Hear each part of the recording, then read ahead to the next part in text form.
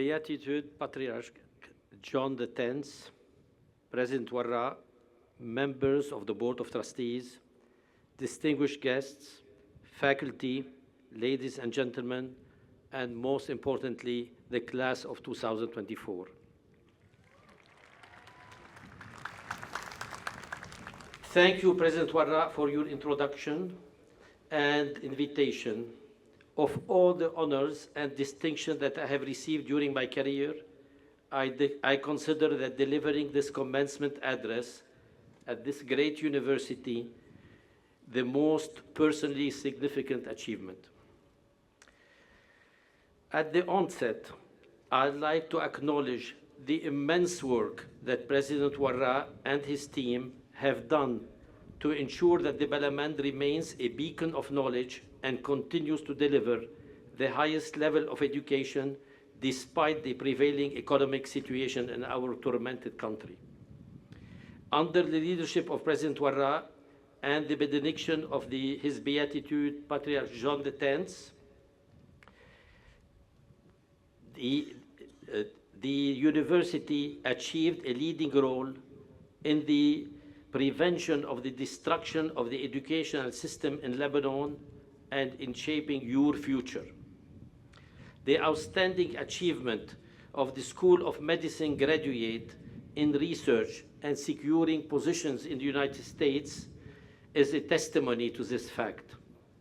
And we should be all grateful for the dedication and the resilience of the Balamand. Today is a day of immense pride and joy, not just for you, the graduates, but also for your families.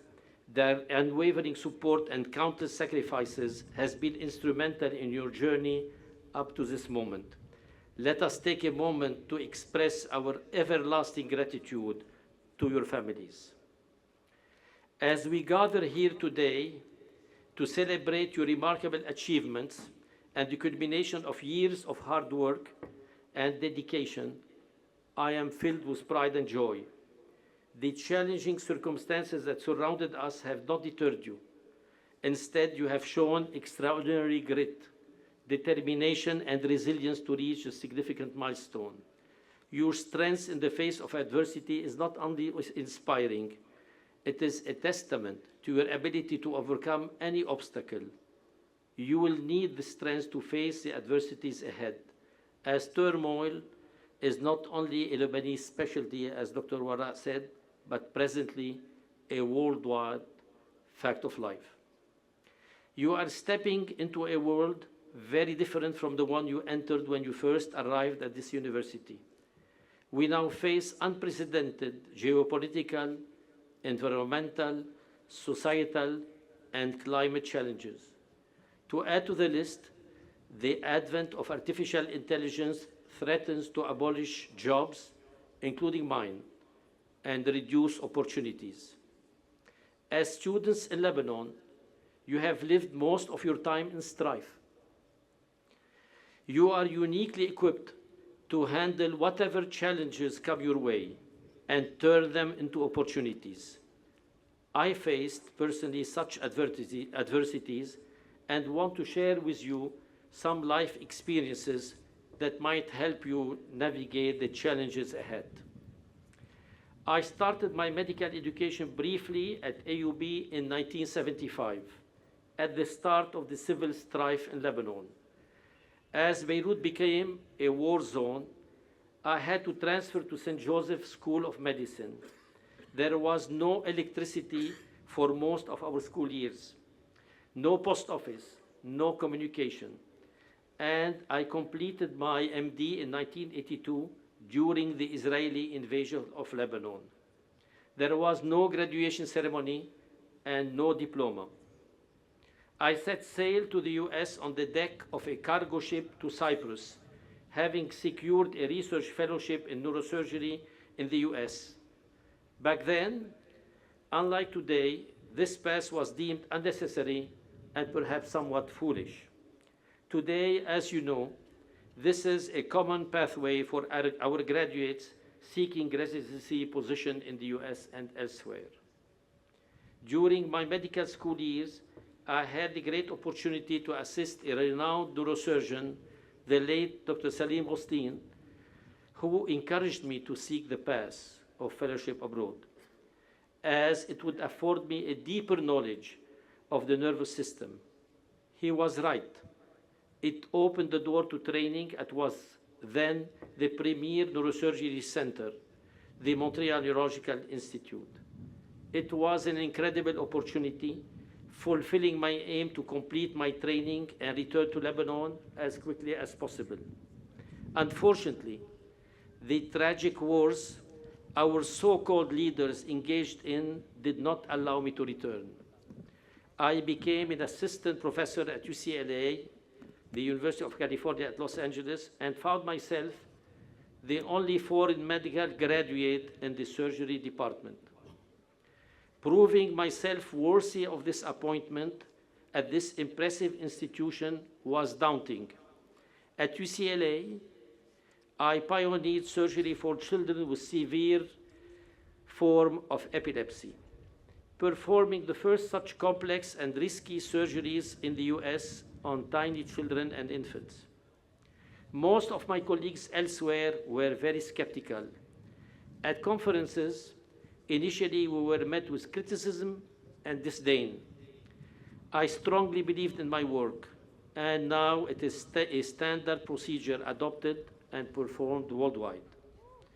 I proved myself and later on was recruited at a young age to lead the program at the Cleveland Clinic Foundation, where I propelled it to become, and still to this time, one of the best world-leading epilepsy surgery centers in the world. Doing so, I realized, as much as you will, that strife in Lebanon made me a better, more perseverant person, capable of withstanding hardships, taking on risks, and innovate. I would not have been the same person should I have returned to my country after my residency. One day, while at the Cleveland Clinic, I received a call from the Dean of the School of Medicine at the American University of Beirut. It was time to answer my family and my country call and face a new reality. What did I learn during my voyage? My first advice to you is to seek a mentor. They will be your inspiration, your guide, and your anchor in the stormy seas of life. In this great university, there are plenty around. For my friends graduating from the School of Medicine, look at the career path of President Warra and at the career path of Dean Azar and emulate their habits and work ethics. Second, identify a craft, perhaps not immediately, a craft that you like, and dedicate your life to perfecting and honing your skills. I was very fortunate to have done so. Even though I pioneered the surgery that I described earlier, I never failed to continue to follow every development. The path to success is hard, and gratification not immediate. ادخلوا من الباب الضيق ما أضيق الباب وأصعب الطريق المؤدي إلى الحياة. Read profusely and engage in lifelong learning.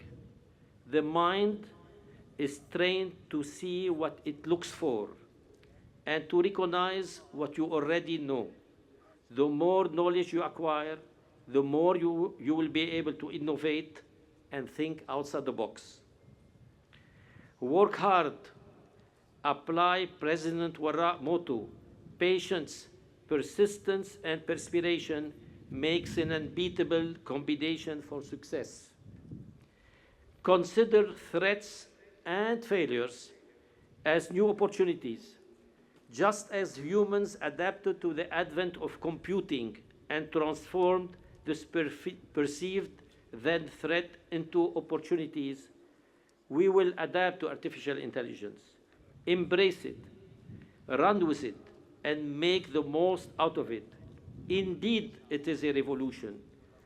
But you will find that the human brain, composed of 86 billion neurons, 100 trillion synapses, 100 neurotransmitters, and countless connections per millisecond, is a far superior system to any artificial intelligence humans can generate. Be responsible. Do not be complacent. Complacency, corruption, and lack of responsibility are prevalent diseases in our country. It has spread with corruption like a cancer. The Beirut explosion, the largest such disaster since Hiroshima, destroyed the city and killed and devastated countless families. And yet, no culprit, nobody held responsible. What an infuriating disgrace. What a disastrous message to the new generations and the world. Do not be indifferent to the injustice and corruption around you. Indifferent individuals cannot build a different world. We physicians, to come to terms with ourselves. We work hard to save one life. Yet, in our country at times, and just next door, in Palestine, civilians are killed by the hordes. Include spirituality in your daily life and pray. Meditate if you don't believe in prayer. Spirituality and meditation have an extraordinary effect on the human brain. They provide you with clarity and insight. Be kind and generous. I have never regretted being kind. I have regretted sometimes being unkind. Be humble.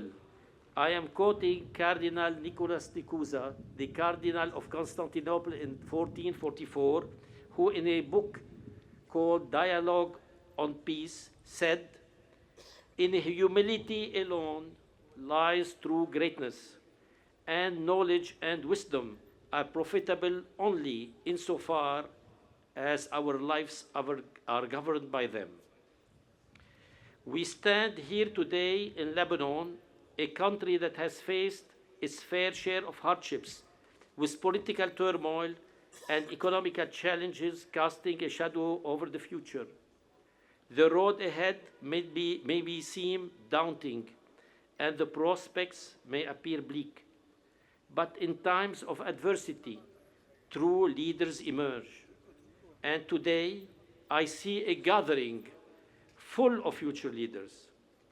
As you step out in the world beyond these university walls, I urge you to hold on the lessons that you have learned during your time here. While succumbing to pessimism in the first of adversity may be easy, I implore you to remain hopeful. Remember that it is during the darkest times that the light within us shines the brightest. Be the catalyst for positive transformation in a country yearning for change.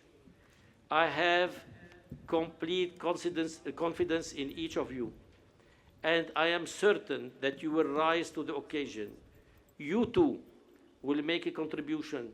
You too will innovate. You too will make your family and country proud. Congratulations, graduate. May your journey